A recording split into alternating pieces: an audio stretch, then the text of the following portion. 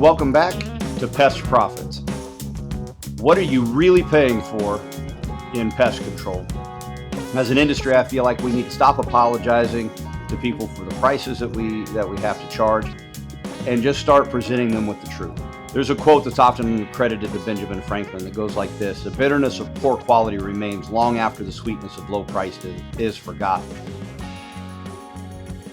Here's the problem. Most people don't understand the pain associated with basing their decision on prices until it's too late. It even happens to us, right? Property managers come into the room focused on the price. Owners and technicians are trying to defend the cost. But what everybody's really looking for in this situation is peace. So again, I'll ask you the question: what are you really paying for in pest control? That's what this episode's really about. Let me tell you a story. The characters in this story and companies are completely fictional, at least as far as I know they are. But let me tell you a story. Mark Reynolds manages 8 apartment communities across 2 different cities. On paper, everything looks organized, but in reality, he feels like he's standing under a leaking ceiling with a clipboard. By the time that all the pest control bids come in, Mark's already tired. He's not looking for perfection. He's just looking for some quiet. Fewer emails from his tenants, fewer surprises when he's doing walkthroughs, fewer late night phone calls that start with, "Hey, Mark, we got a problem." And so when Precision Pest Solutions sits down across the table from him, they came prepared. They explain to him how they're going to inspect the units, how they're going to document the issues within the units, how they're going to have one technician, and that technician will be consistent. They explain to him the patterns that they've noticed at other properties and how those patterns and that pattern recognition can help with the property, with Mark's property.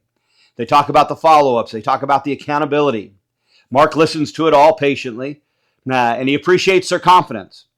But then he asks the same question he's always asked, and the same question you and I are often asked, and that is this: can you sharpen your pencil? Precision Pest Solutions doesn't even flinch. Guy just slides the proposal back across the table towards Mark and says, "Listen, here's what's included in that price. We're giving you quality treatments. We are taking ownership of this issue. You are not just buying our presence, you are buying some results here." Mark nods and sighs and says, "Listen, I've already got a proposal right here from Budget Bug, and they're cheaper." Precision Pest doesn't even argue. They just say, "Listen, that might be true. But the question is, what is the problem you're actually trying to solve, Mark?" Mark doesn't answer because he already knows what he's going to say. "Listen, this has to fit a very tight budget," he tells them. So here are those 2 proposals sitting on his desk after the meeting. One, great process, great consistency, and promises great outcomes. The other is the right price. Who's going to win? You know, I know, obviously, the cheaper of the 2 is going to win. And at first, it feels like relief. The price works. The paperwork was easy. One less thing to fight with ownership about. But 3 weeks later, the emails start coming. Tenants in Building C again. Roaches in Unit 214 again. Someone just saw something in the living room. Every visit brings a different technician, and every technician starts like he's a brand new technician. There's no notes, no patterns, no sense that anybody actually knows what's going on this property. Mark suddenly finds himself checking his phone before bed again. Then one morning, he's standing in the parking lot during a walkthrough, and he thinks to himself, "Isn't this the same issue that I hired these guys to take care of in the first place? This is the same building and the exact same complaint." And that's when it hits him. He did not buy what he thought he was buying. He had not purchased a pest control solution. He had purchased a problem. He had purchased some stress. But hey, at least the price was right. And that's when Mark realized, a little too late, that there's more to cost than just the dollar value. And we should realize that as well. Listen, people, when it comes to what the customers think they are buying and what they actually want, those things are often very different things. They think that they are buying a treatment. They think that they are buying your presence or a certain number of visits. Often they think that they are buying the chemicals that are on your truck. They think they're just buying that bottom line price. But what they're really trying to purchase is some predictability and some peace. That's what they're really trying to purchase. Listen, peace is always the thing that they value the most, but it's also the thing that they think about the least until they don't have it.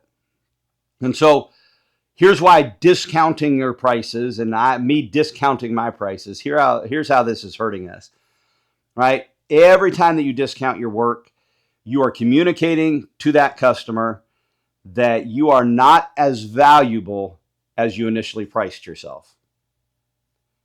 Let me repeat it. Every time that you discount your price, you are communicating to the customer that you are not as valuable as you originally priced yourself. You're not just lowering your price. You're lowering their confidence in you. You are lowering your authority as a professional. You are lowering their perception of your competence. And listen, the reason that it tends to work on us, or the reason these conversations keep coming up, is because we're not clearly explaining to people the outcome that they can expect, the ownership that we are going to take care of their the ownership that we're going to take of their problem, and the long-term success of the process that we're bringing in, of the solution that they are purchasing from us. And when that's true, the only choice they have is to decide on price. If we don't explain the outcome, then they have no choice but to just compare price. And if you're just comparing prices, it makes sense to go with the cheaper of the two. So we need to replace some of our discount language with some language that explains outcomes, right? Here's some discount language that makes you look weak. I can knock a little off this. Let me see what I can do for you. I know we're a little bit higher, right? Those things just make you look weak.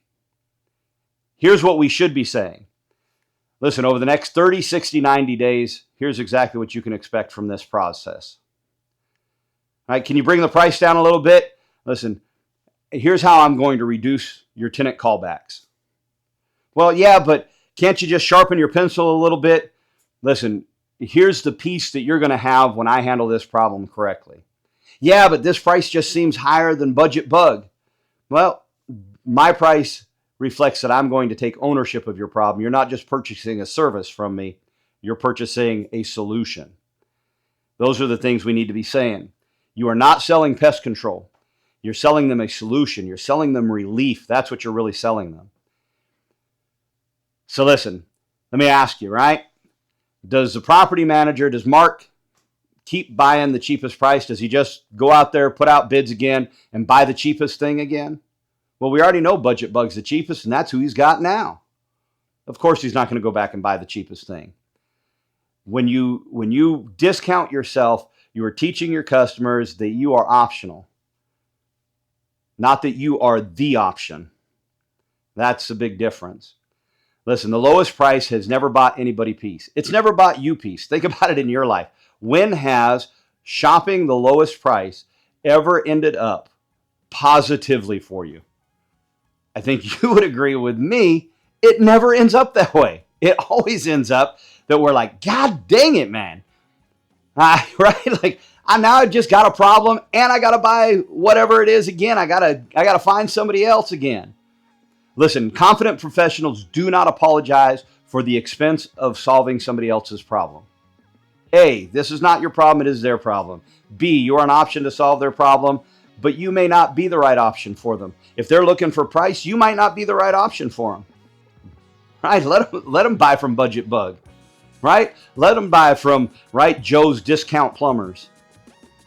Right? Don't get yourself involved in bad situations because people are shopping on price. Here's one of the many things that I've learned just over my short course of time in owning my own company, and that is this. Every single person that I have discounted to the point that I should not have has been a problem. And every single person that when I quoted them the price, they said, makes sense, has not been an issue. Right? So listen, if this story sounds familiar to you, it's probably because you've lived it on one side or the other of that table, right? And if it helped you rethink how you talk about price and value to your customers, hit that like button for me so other people can find this video too. Share it with a technician, an owner. Maybe you need to share this with a property manager or a customer that you're trying to, that you're working with right now. And if you want to hear more conversations like this, go ahead and hit that subscribe button. Thank you for joining me today. I appreciate it. This is Pest Profits, and we're here to help you make more money.